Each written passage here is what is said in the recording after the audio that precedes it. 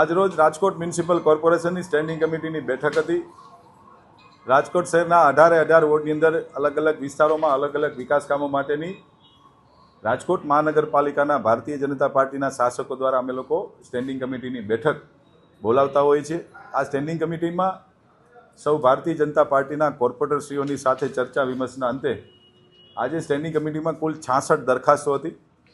આ 66 દરખાસ્તોમાંથી 210 કરોડ 1,52,000 એટલે કે 2 અબજ 10 કરોડ જેવી રકમના ખર્ચે રાજકોટ શહેરના અલગ અલગ વિસ્તારોની અંદર રાજકોટ શહેરના શહેરીજનોને કોઈ મુશ્કેલી ન પડે એના માટેના વિકાસ કામોની આજે કુલ દરખાસ્તો હતી। એમાંથી 210 કરોડની એટલે કે 2 અબજ 10 કરોડની દરખાસ્ત આજે મંજૂર કરી છે।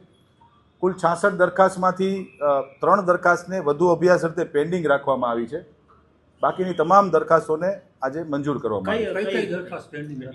દરખાસ્ત નંબર 4 જે પેન્ડિંગ રાખવામાં આવી છે એ રાજકોટ મહાનગરપાલિકાના જે સિક્યુરિટીનો જે કોન્ટ્રાક્ટ છે એ સિક્યુરિટીની દરખાસ્ત ગઈ સ્ટેન્ડિંગ કમિટીમાં પણ પેન્ડિંગ હતી અને આ સ્ટેન્ડિંગ કમિટીમાં પણ વધુ અભ્યાસ અર્થે પેન્ડિંગ રાખવામાં આવી છે। દરખાસ્ત નંબર 5 છે રાજકોટ મહાનગરપાલિકાના જુદી જુદી શાખાના કર્મચારીઓનો જે પગાર ધોરણ વધારવા માટેની અને ગ્રેડની જે દરખાસ્ત હતી એ વધુ અભ્યાસ અર્થે પેન્ડિંગ રાખવામાં આવી છે। અને કુલ દરખાસ્ત number 38 ward number 7 ward number 14 અને વોર્ડ નંબર 17માં પાર્ટ વોર્ડની અંદર ડીઆઈ પાઇપલાઇનના કામ અંગેની દરખાસ્ત હતી, એ પણ મારા દ્વારા પેન્ડિંગ રાખવામાં આવી છે। જેનું કારણ એ છે કે હું માહિતી માગું છું અધિકારીશ્રીઓ પાસેથી કે રાજકોટ શહેરમાં હવે કયા વોર્ડની અંદર ડીઆઈના કામો થઈ શકે એમ છે।